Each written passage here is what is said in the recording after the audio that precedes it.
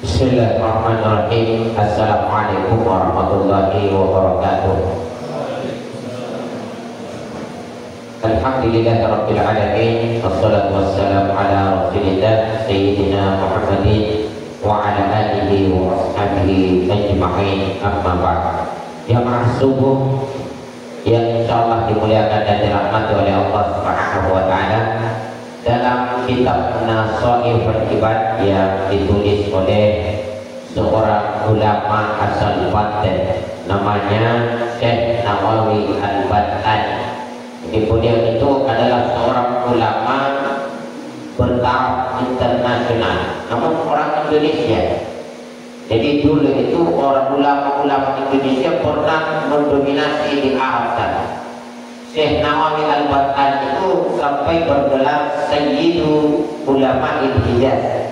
Dia adalah pemimpin dari ulama-ulama Hijaz. Ulama-ulama yang ada di sana itu pemimpinnya waktu itu adalah Syekh Nawawi Al-Bad'ani, bukan orang Arab, orang Indonesia. Bahkan ada banyak ulama-ulama Indonesia yang pernah mendominasi di negeri Arab, termasuk pimpinan pesantren kami yang pendiri awal di Sulawesi Selatan itu pesantren tertua di Indonesia, namanya pesantren Asadiyah, yang sekarang dipimpin oleh Menteri Agama. Jadi Menteri Agama yang sekarang itu Profesor Dr. Nasaruddin Umar itu sekarang pimpinan pesantren di Sulawesi Selatan. Jadi pernah juga menjadi imam besar di Masjidil Haram, itu pendiri. Artinya apa? Banyak ulama-ulama kita dulu yang pernah dikenal di negeri Arab sana. Syekh Nawawi Al-Bad'ani tidak kurang dari 115 kitab yang sudah ditulis beliau, dan itu tersebar di seluruh dunia, bukan cuma di Indonesia tetapi di seluruh dunia. Dan kitab-kitab yang ditulis tidak dalam bahasa Indonesia tetapi dengan bahasa Arab. Dan bisa kita lihat dari kitab yang sering kita baca di pesantren kita ini, namanya kitab Nasoih Beribad. Itu kalau dibaca itu kayak ini yang tulis orang Arab, tapi bukan orang Arab yang tulis. Yang tulis adalah orang Indonesia, namanya Syekh Nawawi Al-Bad'ani. Dia satu kampung dengan Hendra. Hendra itu orang Banten. Nanti mudah-mudahan Hendra ini juga bisa nanti dikenal di negeri Arab. Ustaz Hendra Al-Bad'ani, artinya dia berasal dari Banten. Dan kita berharap ada santri kita nanti yang bisa menjadi ulama di sana. Yang penting jangan jadi tukang tidur. Ya, kalau hobinya cuma tidur saja susah. Jemaah yang dimuliakan Allah, dalam kitab Nasoih Beribad itu ditulis oleh Syekh Nawawi Al-Bad'ani sebuah hadis yang diriwayatkan oleh Imam At-Tabarani dari sahabat Nabi yang bernama Sa'al bin Sa'ad, terkait tentang nasihat Jibril kepada Nabi kita Muhammad sallallahu alaihi wasallam. Jadi satu ketika Nabi sallallahu alaihi wasallam berkata kepada sahabatnya, "Wahai sahabatku, maukah kalian saya beritahukan nasihat yang pernah dinasihatkan malaikat Jibril kepadaku?" Maka Nabi pun menyampaikan nasihat itu, dan itu menjadi pelajaran untuk kita semua. Jadi ketika ada nasihat Jibril kepada Nabi dan Nabi mengajarkan, itu berarti nasihat itu bukan cuma ditujukan kepada Nabi kita, tetapi ditujukan juga kepada umatnya. Apa nasihat Jibril? Yang pertama kata malaikat Jibril kepada Nabi kita Muhammad sallallahu alaihi wasallam, "Ya Muhammad, ish ma syi'ta." Wahai Muhammad, hiduplah sesukamu.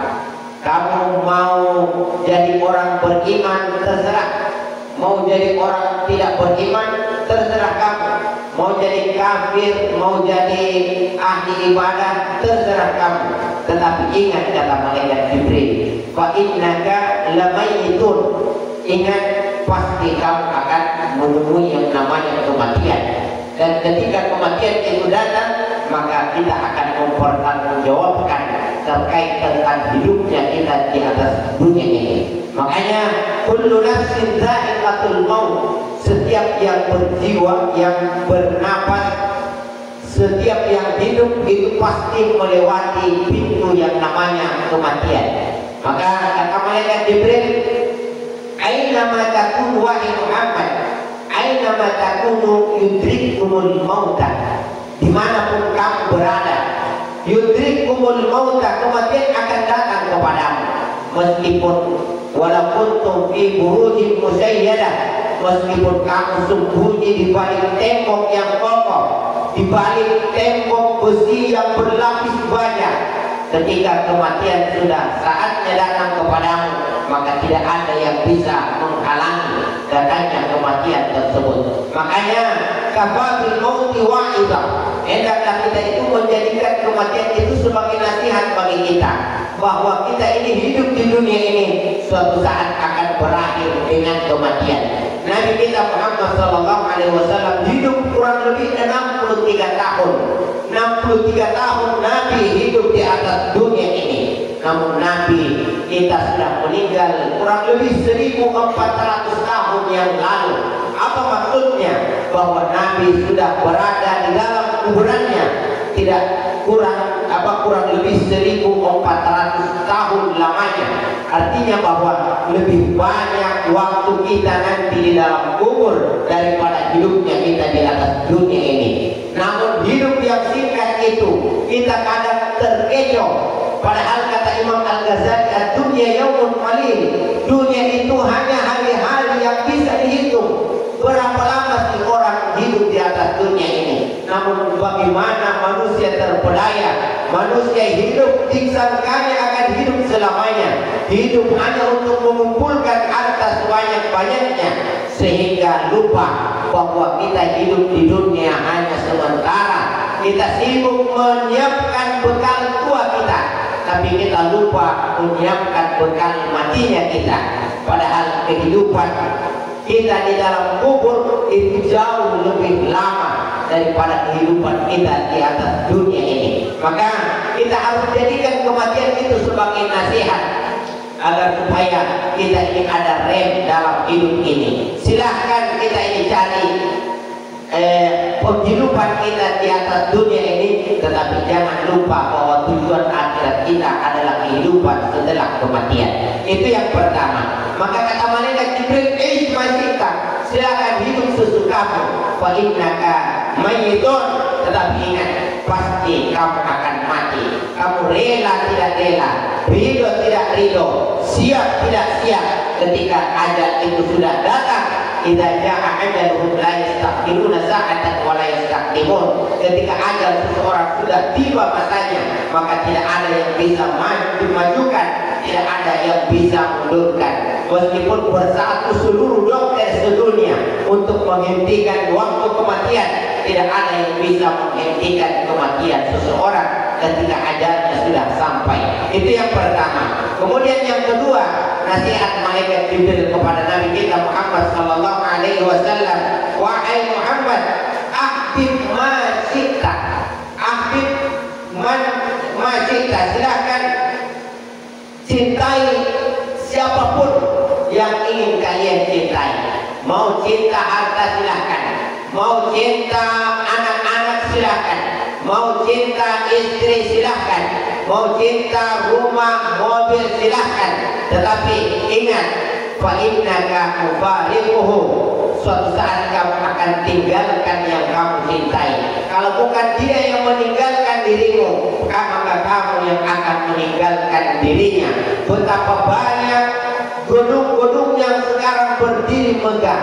Coba tanyakan siapa pemiliknya dahulu. Pemiliknya mungkin sudah jadi tanah, sudah dimakan oleh cacing tanah di dalam kuburnya, tetapi gedung yang dia bangun masih berdiri megah. Apa maksudnya? Kalau bukan yang kita cintai meninggalkan kita, maka kita yang akan meninggalkan mereka.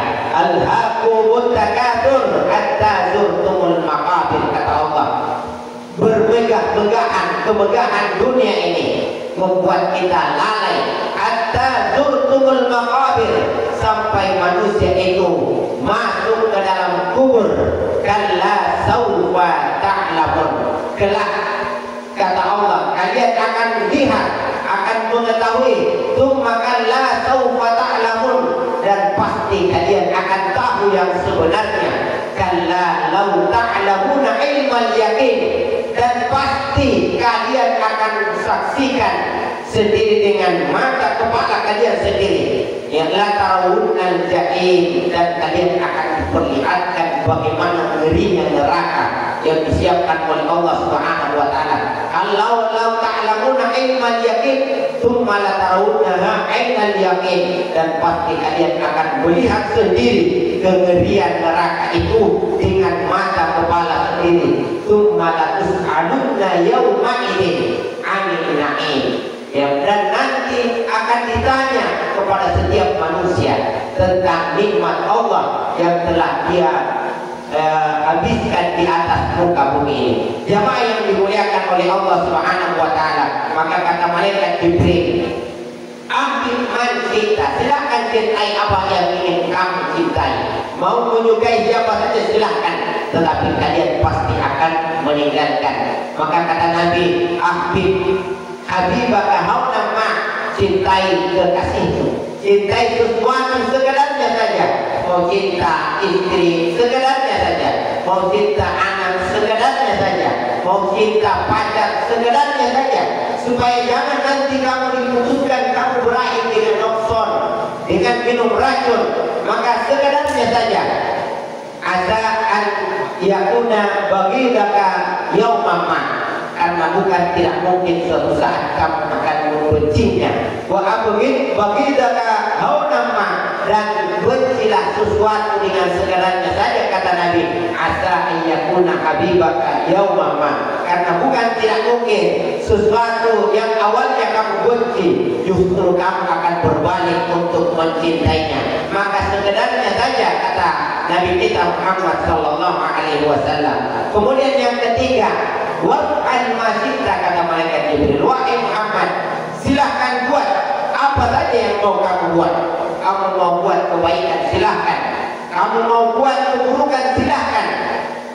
Fa innaka majziyun bihi, tapi ingat, kata malaikat Jibril, apa yang kamu buat akan diminta pertanggungjawaban oleh Allah. Kamu pasti akan dibalas dengan apa yang kamu buat.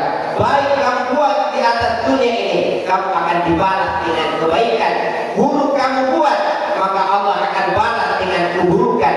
Faman ya'mal mithqala dzarratin syarran yarah, sekecil apapun keburukan yang kalian buat, sampai-sampai nanti kita akan berkata ketika melihat catatan keburukan kita, mali hadzal kitab, buku catatan apa ini?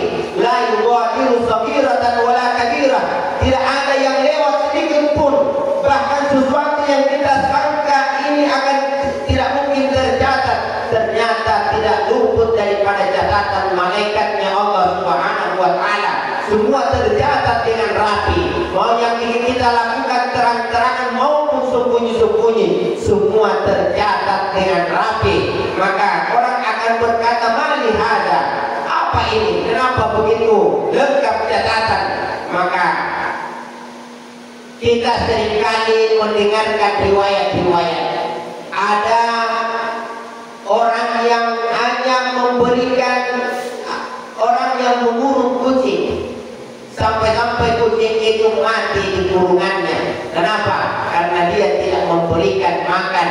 Andailah dia lepas kucing itu, maka kucing itu akan mencari makanan dan dia bisa hidup. Tetapi dia kurung, dia siksa, dia buat kucing itu kelaparan dan akhirnya mati. Walhasil dalam riwayat, orang itu karena zalim terhadap kucing itu, maka dia matinya masuk ke dalam nerakanya Allah Subhanahu wa taala. Apa pelajaran daripada riwayat itu? Bahwa berbuat baik kepada kucing, makhluk yang mungkin tidak ada nilainya di mata kita, tetapi begitu berbuat baik kepadanya, maka dinilai pahala, dinilai surga oleh Allah Subhanahu wa taala. Kalau kita berbuat baik kepada kucing saja dinilai surga oleh Allah, bagaimana kalau kita berbuat baik kepada sesama manusia? Bagaimana kalau kita zalim kepada kucing dinilai dibalas dengan nerakanya Allah? Bagaimana dengan kita yang zalim terhadap sesama manusia? Maka pasti akan dibalas oleh Allah Subhanahu wa taala. Ada riwayat yang lain, ada wanita yang, dan ini riwayat sering kita dengar, tetapi harus sering kita ceritakan agar supaya kita jangan menganggap sepele amalan kecil.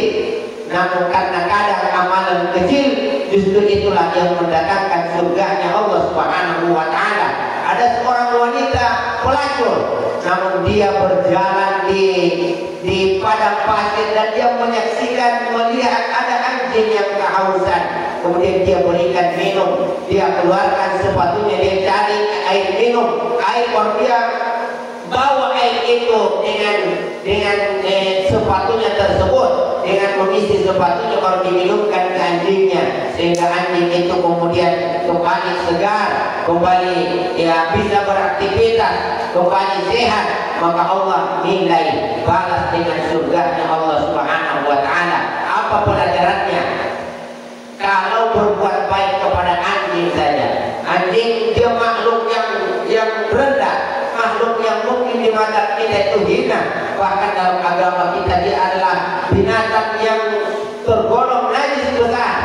Tetapi berbuat baik kepada makhluk Allah yang seperti anjing itu tetap dibalas oleh Allah Subhanahu wa Ta'ala dengan surganya. Kalau sama anjing saja kita baik kepada Allah balas dengan surga, bagaimana kalau kita ingin berbuat baik kepada sesama manusia? Maka lakukan amal dengan sebanyak-banyaknya.